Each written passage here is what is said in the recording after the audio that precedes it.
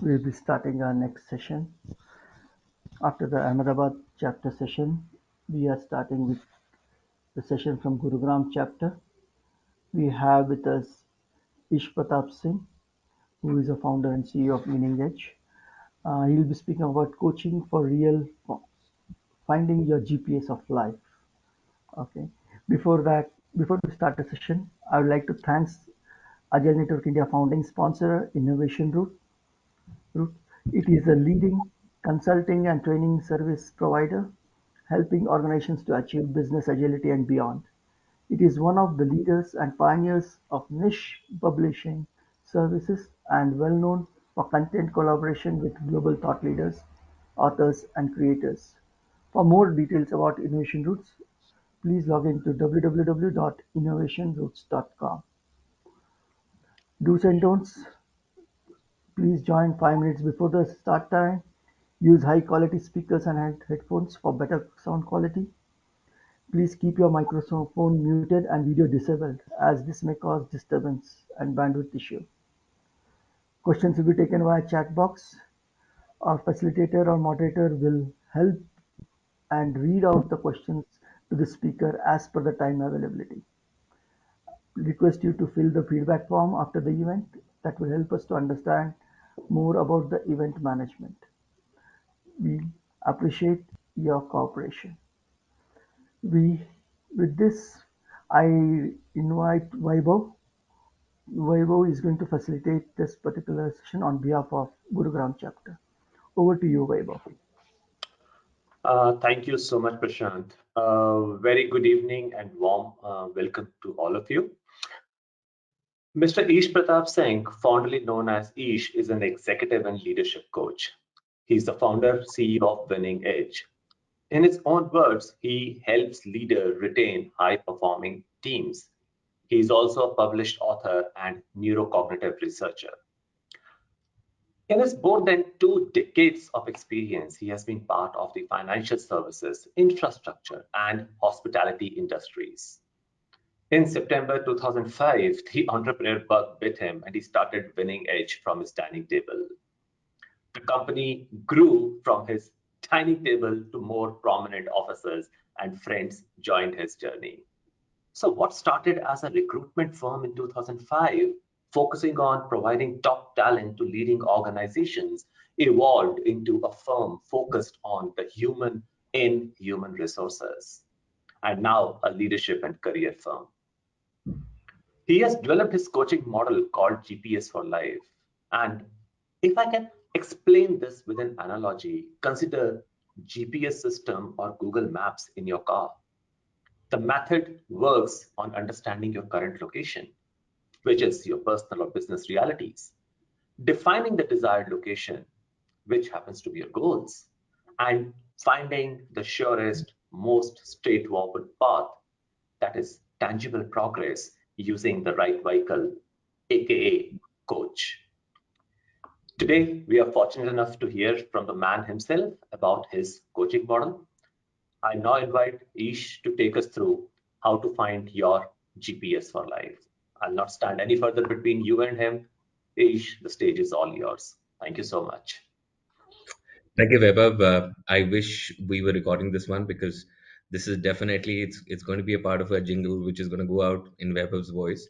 I didn't think so. We could have set this journey better than you did, Vaibhav. So kudos to you. And I know that there is bandwidth issues, but anybody who's brave enough to challenge it and still keep the cameras on will be extremely kind. I've always struggled speaking to screens rather than speaking to people. So this is Weber. Thank you so much. Very, very kind of you to switch on the camera. Now, if you could just move to the next screen for a moment, please. To the next slide, please. And this is what we'll be doing. So this is what happens with technology. I know we're a bunch of technology people here, so you might beat me up for this one. But when you struggle with technology, the human element needs to kick in and still make it interesting enough for everybody else.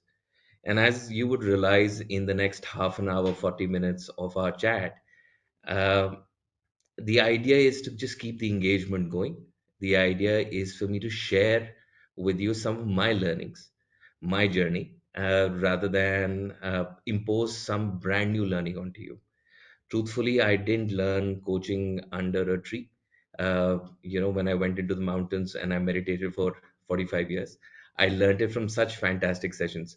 So my journey's really been a combination of all of those things. I started coaching actively, which means I built about for the first time 11 years back. And I still remember when I first time talked to somebody that I'm a coach, the first reaction was football or cricket. So the industry has really grown in the last 11 years, where now people understand business coaching, they understand leadership coaching, and now they want to actually do it. Yes, it's become a bit McDonald's in the last few years. So the ability to pay becomes the bigger reason for how you can become a coach. But some of the things that happened to me on this journey, from being called, "Are you a sports coach?" to actually being called in, "Let's try and make a difference," is what I will be sharing throughout the conversation today. So what I tried to do was summarize a bunch of those conversations, experiences that I've had, experiences where the first time that I was meeting somebody who was extremely senior, and I saw on the chat window somebody said super senior. So this guy was super senior, and he was second in command for the largest tech firm globally. So I remember walking in San Francisco into his office wearing a business jacket the way I always do. And his first thing to do, drive power with me, was he looked at me and he says, "I don't know when you got off the boat, but nobody wears clothes like this in this side of the valley." So obviously I laughed about it, and I turned around, and as interestingly, he was of Indian descent. So I told him, I said, shouldn't you be glad that I don't have my Shadi Ka Achkan? I might have been wearing that into this particular meeting, because this was my most important meeting after the first most important meeting of my life. So I wanted to have my most important clothes on. Now, those are some of the things that tend to happen.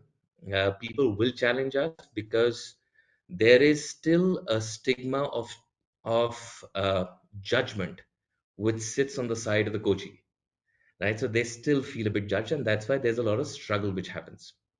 So if we move to the next slide, I'll actually talk a bit about GPS for life.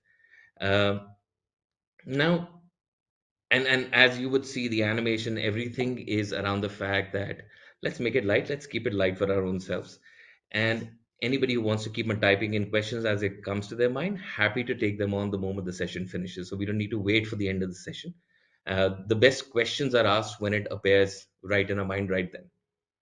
Now, GPS for Life, Webber's actually explained it beautifully.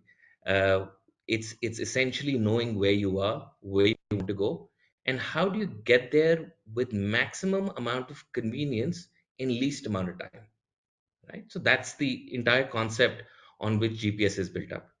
Now, what happens in our life is, well, I know roughly where I am.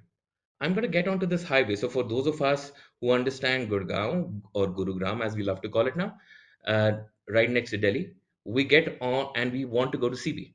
Okay, so we get onto a car and we're heading towards CP. Suddenly, we start enjoying the highway and we keep on driving on it. Now, this is typically what happens when we start getting used to our mundaneness of our life, right? And say, okay, this is the way it is, it's fine. And in our head, we keep on saying, this is my stability, but we are really stagnating. And on that highway, we end up reaching somewhere around Sonipat, Panipat, or whatever. And what do? We walk up to the first person who looks a bit old, who looks a bit educated, and we say, where do I go now? And that's how a lot of times, unfortunately, we choose our mentors in our life. Right now, what do I do, and where do I go next? The second thing that we tend to do a lot of times, and I don't know how many of us can relate to this, is that we pick up the phone and call up our friends and say, okay, now I want to go from Gurgaon to CP. आजकल क्या चल रहा है सबसे ज़्यादा? Okay. So which essentially means, what is the best route to get there?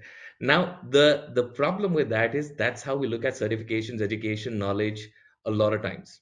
How do we fill up our CV, right? So what makes us fill up our CV? And when I say these statements, when I make these calls, it's not because I'm sitting on a pedestal, because I've made all of these mistakes in my career. I've made more mistakes in my life driven by the simple fact that I knew what not to do rather than what to do. Now that's where the coach comes in, right? And that's where the coach needs to have the right amount of fuel in him as well. Okay. So that experience of getting from a Gurgaon to a Connaught Place in the shortest time with the least amount of traffic on the way is how a coaching journey needs to look at. So a lot of times we need to look at it from that perspective. Now, the toughest part for all of us is to realize that we don't have a clue where we're sitting right now. Okay. And that reflective activity is again something the coach needs to assist you with. And mind you, I'm going to keep on using the word assist here, because the moment the coach starts believing they do anything more than assistance, there is a chance that they might end up doing a self goal rather than assistance. Yeah. So if you can just, Weber, if you could just move to the next slide, please. Now, okay, a quick one here. I know some of us are coaches, some of us are aspiring to be coaches. Some of us have coaching certifications but don't know for sure if they like to call themselves coaches.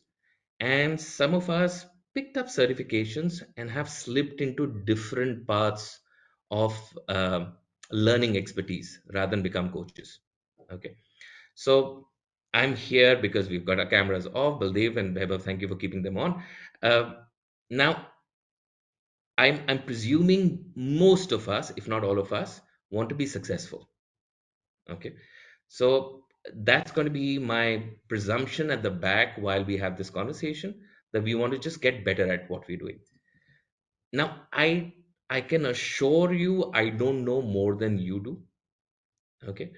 But I've just experienced this and I've learned this from a bunch of people that I've been assisting through the last decade plus. Some of the people that I help, some of the people I assist are politicians outside India, are actors in Bollywood, are sports stars, managing directors of large multinationals in India, chairmen of some of these firms, head of NGOs, as an example, doctors. So, the experience has been very varied. And when I've looked back at what has made it work with all of these relationships, that's the experience that I want to share with you. Weber, if you could have the next slide, please.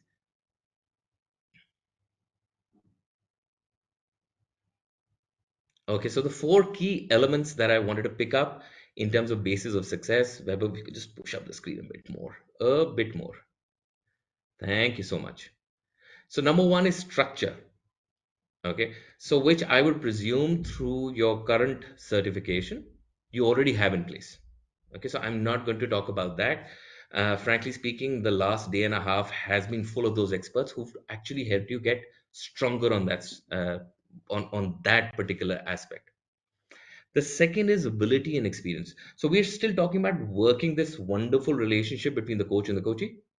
Now, this wonderful relationship can be strengthened or made successful on our ability and experience. Now, this is something which grows over a period of time. It's not instant, it takes time. The beautiful thing about this is I can confidently say this to you on behalf of me or anybody who's been coaching for a long time. You get better with time, right? Because you learn to handle a lot of your own emotions while you're growing in this journey. The third is your own mindset as a coach. Okay, now this is more instant. This is what I walk in with. This is the experience of an emotion, an experience of a relationship. This is an experience of a camaraderie. This is an experience of a guided tour that I give. So the fuel here is my mindset. And the fourth is the coach's mindset. Now, the first three we can control, the fourth we can't control. The interesting thing about the coaching mindset is that it's actually dual. So the coach's mindset and trust in you builds up over a period of time, but it can be shaken in an instant, in one experience, right? So it's a bit bifocal really in that perspective, right? So we have to keep an eye out for both those things. Weber, if you could just move forward, please. No problem. I should just to remind you, it's Prashant who is controlling the screen. As much as Okay. I would, yeah, as much as I would like to take the credit, I don't want to offend him, and he walks away from this computer. That's Thank fine, you no so much. problem until this it is moving forward. Sorry, I So just we Prashant, just I have grew up in an armed forces family. My father is from the Air Force. And there is more stuff the co-pilot does and the navigator does than the pilot does. The pilot is just the one who gets the pictures clicked. The other guys do the hard work. Thank you so much thank you. for being here. You're most welcome, no problem. Thank you. Yeah, so if you could just go on to the next slide, Prashant, please. Okay, now the Puritan view of what a coach is supposed to be has been very different, right? It's been very theoretical. Okay, a coach is just a reflecting surface. It's just a vessel for the person to understand. There's got a lot of things which make you feel so important about your own self. But really, we are a combination of our experiences, okay, our socialization, our education, our belief systems, our personalities, a bunch of things, right? So within all of this, we actually have all four of these things. So we're a consultant, we're a mentor, we're a trainer, we're a counselor. Now, just a quick one on how are these different from each other from the way that I see it. Okay. So again, you're dealing with somebody who definitely is not an expert on anything, but just an experience. Okay. Now, a consultant is somebody who, as an example, says, these are my seven solutions. If I do cross combination of these seven solutions, it will solve your challenge, right? So it is a very solution driven approach. The mentor says, guess what? I've been through the same challenge in my life. How I handled this is what I did, right? And so if you do the same thing, you will find success. The trainer says, I have this amazing content which has been used by 10,000 people. Out of those 10,000 people, 3,300 were successful. So if I try it out on you, it's going to work on you, right? And finally, the counselor is somebody who says, okay, let me understand what is your emotional experience towards the challenge that you have and help you through that process. Now, all four of them sound a bit different from each other, but guess what? We have all four of these within our own selves, okay, as coaches. The important part is for us to know what am I more of. So, some of the easy tricks, and Charlotte, to your point here, sorry, is that somebody asked me that question? Yeah. Shallow, to your point here, is that for us to know which are we more, we have to see how do we introduce ourselves as a coach. Okay. So when we're introducing ourselves as a coach, if we say, listen, I am this sort of a coach where the system uses this, know for sure that you're a consultant. So you have a larger consultative play. As a mentor, you will say, okay, I've experienced this again and again. When I tried this on my own, it worked very well for me. Okay. So that's the way you're introducing yourself. The trainer would obviously, will have a great introduction. So see, I sounded more like a trainer when I introduced myself. Okay. So this is more a training outplay as an example. And fourth is a counselor, which will actually be interested in solving or unknotting the problem that you have deep within your own self. Now, the reason it is important for us to know which one do we lean more on towards is that we need to be nice to our own selves. Okay. We need to be comfortable, confident about our own selves. Guess what? There is no pure coach out there in the world. Everybody has a flavor of two or three things. Okay. But what makes you amazing is being Vaibhav, being Baldev, being Prashant, being Nupur, being Shalu, right? And then knowing the style that you have will allow you to own it a lot more as a coaching practice. Okay. Prashant, next slide, please. And further on, please. So, the definition of success is actually very, very complex. And I would have actually loved to play this on a PowerPoint because this gets complex. But And I was told that I'm today I'm in the midst of a lot of engineers, so I had to get some Venn diagrams in to look a bit more important, to look a bit more educated. That was the idea of having this really complex Venn diagram at the back. And Prashant told me the kind of smart people that I'm dealing with today. So the next Venn diagram is to show that, well, I'm trying to look smart. So this is a part of my imposter syndrome. This is me trying to sound a bit more important here. Okay, really. So success for a coachee is how we look at it right in the middle. Now, I'm just sort of decluttering this when for you a bit. What the coachee has is aspiration, which is his. What he has is personality, which is his, and what he has is competence, which are his. So these are all his, right? As a coach, where you assist is motivation, ability, and finding the drivers. The moment you try and push any of the other things which are owned by the coachee, chances are that you are force fitting something onto that particular person. So it's been proven through, uh, thank you, Baldev. So it's been proven through science, experience, research that you can't change personalities. You can change behaviors. Okay. So, and that's where the drivers and the motivation elements come in. Okay. So you can push these points. You can't change aspirations for people. You can reflect it back for them saying, okay, I feel that you have a bigger aspiration than this. So I was dealing with a very well known sports person who had to announce his retirement. Okay. And while he was about to announce his retirement, he kept on telling me, Ish, but I might come back and play again. Okay. And so I went through this entire conversation with him a few times over about, okay, I'd like to come back to this, but I have to retire. I think so. This is the time for me to retire, but I might like to come back to this. Now, the aspiration was still for him to be visible all the time, right? So what I had to find was a larger purpose for him and see if he had a larger aspiration sitting right at the back. Okay. So the moment I asked him a question which was really far away for him, by your next generation or next generation, what would you be like to be known for other than just being the sports person that you are? And it was like I opened up a tap. He was talking about helping people, he was talking about doing this, he by doing that, and suddenly his aspiration list suddenly grew.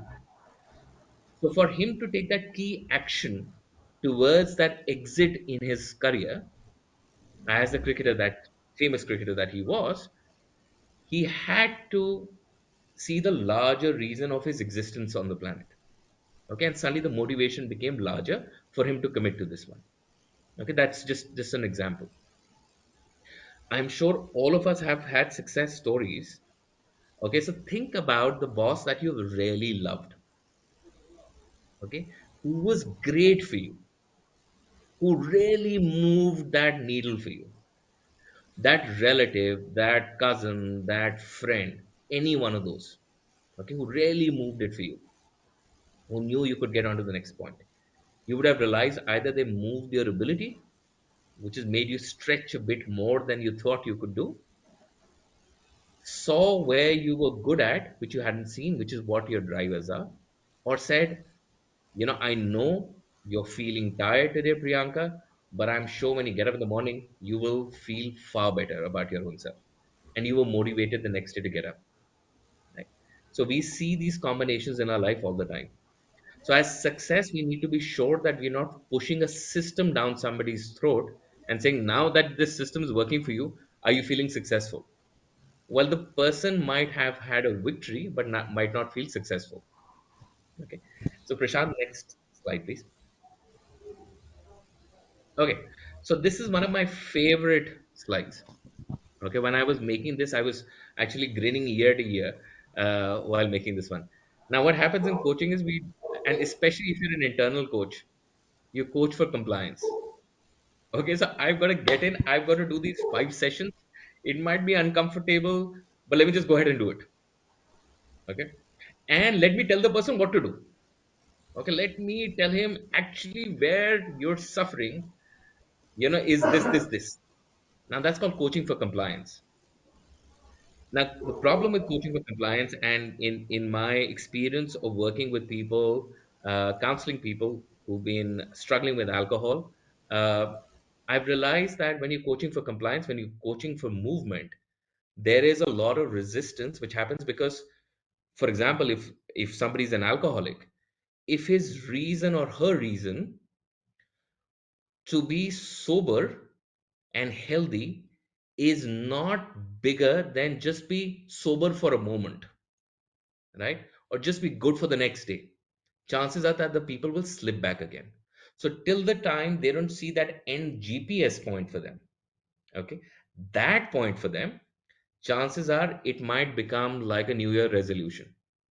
Okay, so how many of us have done New Year's resolution? Some of us. Okay, so I've got Baldev and Vaibhav in front of me on the screen. So yeah, and see, guess what happens? It doesn't survive post the 15th. Okay, and it becomes about the next Monday that I'll do it, or the next Sunday, then I'll do it. I'll start all over again. Right? Slips right back there. So that is what is coaching for compliance. Now you got to change that to coaching for compassion. Okay. I am genuinely interested in assisting this person. Okay. Now, till the time as a coach you don't believe that, chances are what you will do will not make a difference. Okay. So the goal has to be important, but the one that has to serve the goal has to be equally important, if not more important. Second is, how do we approach the relationship? Are we coming from the top? Are we coming as a subject matter expert? Okay, so I'm not a sports person. I am not a Bollywood person. I am definitely not a politician. And I am not the managing director of a multi-billion dollar company. Okay, so all of those I'm not, for sure. So I have no subject matter expertise. Matter of fact, the last person that I have been engaged with in a very, very interesting way is uh, is a neurosurgeon. Okay, and here I would almost flunk in biology. So imagine, I mean, like I'm as far away as possible. But my point here was, how did I approach the relationship? I approached the relationship just to assist her. Okay, just to find out what is she looking at and how can we find progress together. Okay, which is where the element of my structure came in first. Okay, how well did I structure my sessions? How well did I know I had to come back? And then over a period of time, built up that relationship where I would be confident enough to say, listen, I haven't tried this before, but do you want to try this? Okay, let's see how this goes. Right. So have that sort of an open relationship. Third is to learn constantly. Obviously, today's session and uh, 25 of us logged in on a Sunday, while we could be on Netflix right now and be in the midst of binge watching something. Is we already committed to this learning constantly. And fourth is very, very important for coaches, especially. Please don't hesitate asking for help. Okay. It's now known data that more people die because of doctors rather than because of lack of them. Globally. I'm not saying in India it's the other way around, but globally that's the data. What does that mean? This doctor didn't reach out to another doctor when they felt that their capability was being breached, right? So we've got to see our own selves by saying, okay, I'm not sure if I have complete ability to assist this person. Can I reach out to another person and say, how do I do this? Or I am feeling that this coachee of mine is too aggressive and I can't handle the aggression. Okay, what do I do in that case? All of those places are where you need to reach out for help. And that's the reason it's absolutely a must to have a mentor coach. Absolutely. Somebody who's experienced the same thing, somebody who's been through the same thing. Okay, somebody who can turn around and say, okay, maybe this will work for me, maybe this won't work for me, but at least I've got an ear that I can share my challenge with. Prashant, next slide, please. Okay, so I didn't stop at coaching mindset because that's the part, as we discussed, we can't control. Okay, one quick point about the coaching mindset is please know the coachable moments. Okay, people are not open all the time. Okay, so I'm going to share some quick tips right at the end, okay, on how to be sure about that. But our mind, for us to understand a mindset, I've just picked up some of my favorite unconscious biases, okay, that we all suffer from. So there are 153 cognitive biases. I picked up some of my favorite, which I struggle with. Okay, can we just move there, please? Yes, thank you so much. So affinity bias. Okay, same college, same education, same sort of a company. So he thinks like me or she thinks like me. Okay. Conformity bias. This is how we've been doing this in our country, in our company, in our system till now. Okay, the peer review system basically is where conformity comes in. Contrast bias. Either the person is great or the person is absolutely useless. Okay, we write off the person. Research after research has shown that in a 40-minute interview, in the first 1.5 minutes, what you think of the candidate is what you try and reprove to yourself till the end of the session. Age bias. Only experience will tell. Okay, I don't know if you've said it or you've been on the listening end of this one. Only once you've been through my kind of an experience will you know what it is like. Or the reverse of age bias, which is happening. You too old to handle this technology or this system. Okay, so these are all age biases. Confirmation bias, which I talked about as an example right now as well, is once we've thought this is what the person is, I'm going to come back to this again and again. Okay, if any of us are holy men on this call, feel there's a halo behind our heads and we don't have any biases, happy to connect after the call and figure out how you achieve this one. All of us have this, okay? On halo bias, very, very simple. I saw somebody do something great, so they're going to be great at everything else. I saw somebody do something bad, so they're going to be bad at everything else. You know, one of those Facebook stories, Instagram stories that you hear. I was coming in to the office and this particular person pushed me outside the elevator and got into the elevator. And guess what? This was my candidate that day, right? Now that's a horn bias. Okay, so when the person enters, we've rejected the person much before they've done anything about it.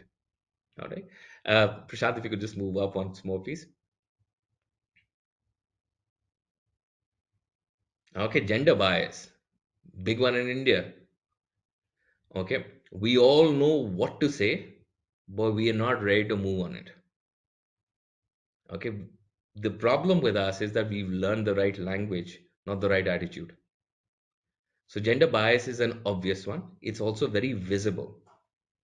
We don't do anything about it, does not mean that it's not visible across organizations globally, but more in India. Benevolence bias. I'm such a good person that I'm doing it for you. Okay. The good human being good human being. Has anybody said, when somebody's saying, do you want to try meditation to calm down, or do you want to look at Buddhism or something? You turn around and say, no, I only believe in being a good human being. What does that mean? I, I have a benevolence bias. I'm already sitting above all of this. Okay. Similarity bias, height bias. People whom we feel are important, we expect them to be taller and bigger in size. Okay, this is, by the way, a very well documented bias. Okay, overconfidence bias, no, doesn't need an explanation. I already know it. Okay, and if I don't know it, I will still debate with you to prove it I know it. Okay, and probably pick it up on the way. And anchoring bias is I've decided, so I'm going to base everything back on that bias.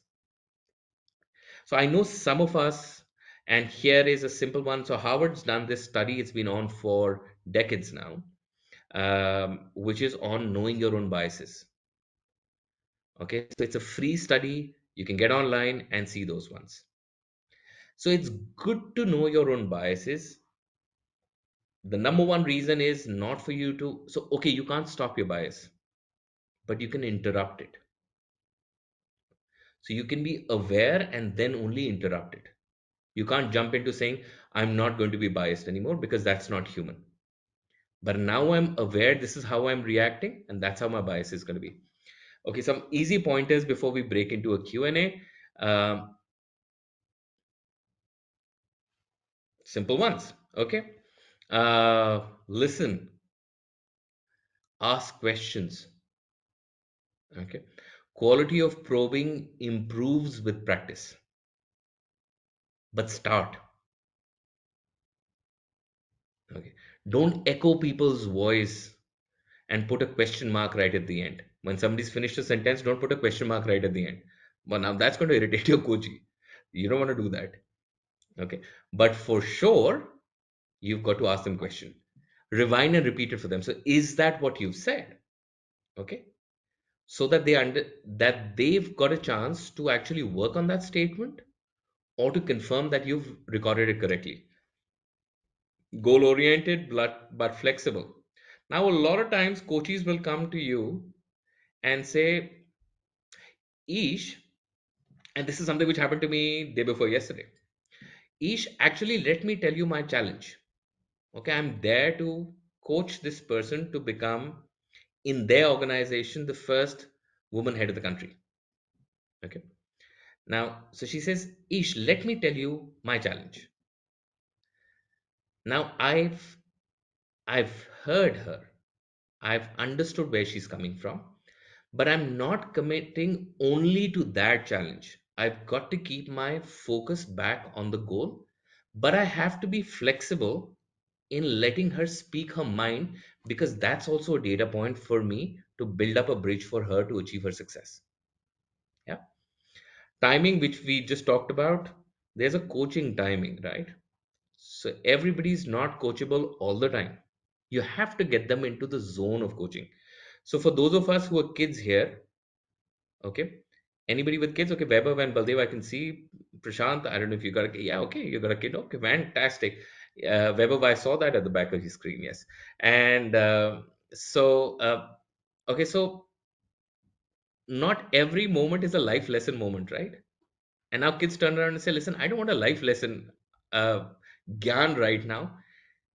Right now, can you just give me the keys of the house? Okay, so don't get into a life lesson mode right now. So our kids also tell us on a daily basis when it's the right timing for us to have that conversation. Okay, and you know when you have a life lesson conversation with your kid, what are the elements it took you? So go back into those elements and you'll realize if your coaching session has those elements, you will make it a coaching, uh, you'll make it green enough for coaching to happen. And finally, have the right amount of dose. Okay. Just because you know a lot of stuff or you got a lot to share, please don't ramble. Okay. Because again, the idea here is to just help the person come to understand where their journey goes. If you just move to the next slide, please. Okay. Further on, please. Quick tips here, Shalu. So if you're still on the call, these ones should be able to answer some of the stuff that you might like to answer. I'm just seeing Shalu still on the call. No, she isn't. Okay. Uh, okay. So one quick tip: switch on the gratitude mode. Okay. Research has shown again, and my experience has shown when people are in the gratitude space hormonally and with the right brain function, they are far more receptive to pick up something to use in their life. How do you switch it on? You can have a simple conversation. One of my favorite conversations is, to get to this particular point of success in your life, this is what I would say to a coach of mine. Who all do you give credit to? Okay, a lot of people will talk about their parents. They will talk about, this is how my father helped me, my mother helped me, my boss helped me, my brother helped me, my sister helped me. So a lot of those answers will start coming in. That's when the gratitude mode has been switched on in the heads. So it's a blink which goes up, and now you know that you can get into a deeper conversation. Second one is an answer to somebody who asked earlier, how do I speak to somebody who's extremely senior to me? Okay. Please speak to the person and not the chair. Okay. Now it's easier said than done. I understand that. Okay. It's very, very easy for me to say it, especially as an external coach. But one of the tricks that I do for my own self is, okay, everybody stayed in a hotel where there's a card that you use to swipe to get into your room. Yeah, it's called a Chisa card. Okay, so magnetic strip on one side. Pick up a business card. Okay, and from your right pocket, move it to your left pocket before you get into the coaching session. Because now you're entering a session and it's independent of whom you're entering it in with. Okay, so now you've moved into the space of being a coach. So you've dropped the baggage outside the room of being a subordinate or being a peer or somebody who doesn't get along well with this person. Okay, so we've got to switch off that mode for our own selves. In the middle of the session, okay, I've done the switch off, I've gone in, and suddenly Weber, who's my boss, is turned around and said, Weber, all of this is fine, but your appraisal is coming around the corner. And here my threat signals go up, I go crazy, I don't know how to handle a Weber anymore. Okay.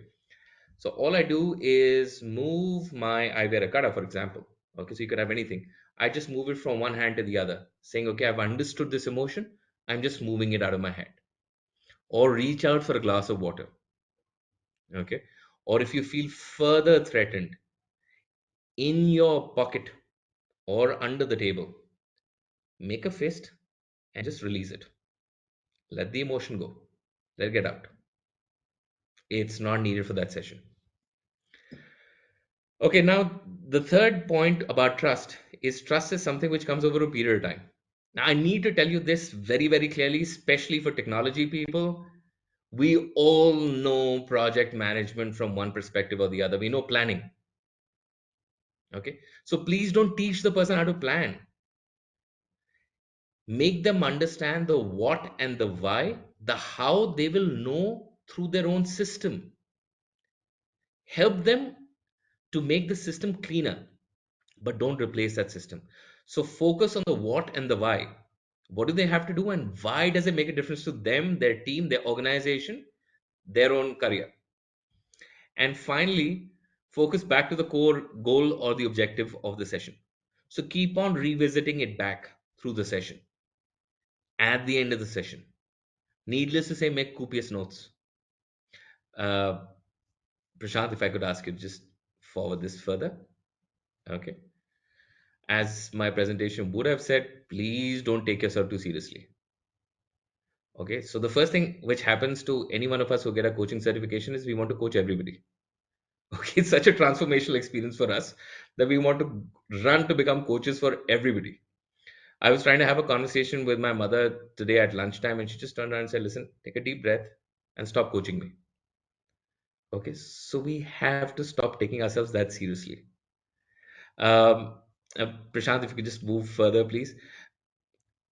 Listen, I am very, very easily available on LinkedIn for any questions that you would love to ask. I would try my best to tell you what I understand of that particular question in terms of an answer, and will be happy to share where I did my reading or where I've had my conversations, which might be helpful towards that particular answer. Um, we have about 6 minutes, so if anybody would have any questions that they'd like to ask, please. Thank you so much, Ish. While people are typing in their questions, this was indeed a wonderful session. Lot of takeaways for me personally. I really liked that the fact that you mentioned there is no pure coach. That's really really awesome. And what hit me was please know the coachable movement. That's so profound and definitely something that I'm going to use. Um, I have one question, while I'm waiting for people to, type in their question. So, okay, I'll take this question from Karthik. He wants to know who is your mentor. So, Karthik, bunch of them. I have a spiritual mentor, which is my Buddhist mentor. So that's for me, at least, that's an important point. Um, I have so my wife also coaches, and she does a lot of mentor coaching for me as well. Then somebody I studied under somebody called Madeline McNally at Harvard. So I went to Harvard and did another course there. Is another person that I consider a mentor that I reach out to. Um, these are some of the people. Michael Sandel is another one who's a great author. I wish I could call him a friend, but he's somebody that I seek help from and get a lot of answers from. Mentors are essentially people who are invested in you and your success. So they're as interested in finding mentees as you are in finding your mentor. So look out for them. Wonderful. And as there is this spiritual saying, when the student is ready, the teacher will appear. So when the mentee is ready, the mentor will appear. Amar Presti has a very interesting question. He says, I have been mentoring freshers to get jobs. How can I be more effective as a coach? So, Amar, a couple of points here. One, I would want you to invest a bit more into finding out Gen Z decisions and decision making. Okay, what are their enablers? Uh, Especially in the last 2 years, we've got to understand that this batch of freshers uh, hasn't had a physical convocation. They haven't met each other. So the people who've been doing an MBA for the last 2 years have never gone to college. Okay, so I don't know how that is different from distance learning anymore, but everybody's been on distance learning. So you've got to understand that they're thinking of their future very, very differently from how we thought it. Second is, Amar, when we're assisting anybody who's extremely young, it's tough to do it, but got to walk in with a hat of a learner. So walk in saying, I'm going to figure out if I can pick up something from this kid. Okay, and they'll tend to tell you a lot more about themselves at that particular moment. Okay, from where, if you looked at uh, the the little IP that we have of success, you'll find out what the drivers are, what the motivators are, and please understand that they look at life very differently from how we have. Okay, so there is a very different take on life. For us, it had to be a bit more horse blind, while for them it's absolutely fine to have a side hustle. Okay, and they want a lot of positive reaffirmations. So I'm not sure if it's a generation gap, Amar. I feel really uh, it's about us trying to step into their shoes. It's one of the toughest things to do. Okay, and making sure while we're stepping into their shoes, we're not wearing our own socks on the way. Okay. So just to be sure that we're walking in purely into their shoes to understand what are their fears, what are their aspirations, what are their pulls, what are the tugs, and what are the pushes. Okay. Uh, okay. Right. And absolutely, Aman. And the fact is that we've got to remember that Gen Z likes to have tougher conversations over text rather than in person. So we've got to be okay with it. It doesn't mean they're disrespectful. It just means they communicate differently from us. Okay. So we Mm. type letters compared to the previous generation of writing letters. Okay, just communication has changed. Remote coaching, believe, is about again. So I would say that it needs a bit more investment from the coach. Encourage the coachee to be on camera. Okay, because the eyes still speak a lot. Okay.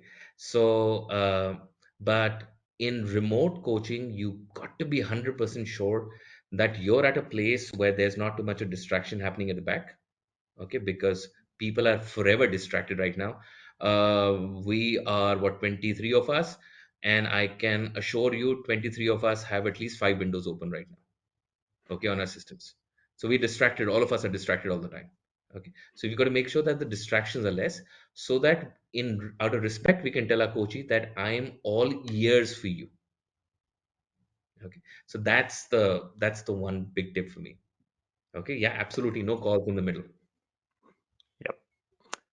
Okay, I think we are almost at the time. Ish, thank you so much for that wonderful session. Thank you so much for such Thank you for the opportunity. wonderful takeaways. Ish, I thank you so much for your time. I thank you so Thank much you very much. for such bountiful sharing, and I look forward to meet you sometime in person. Please take Thank lots you of very much. care. Thank you for the opportunity.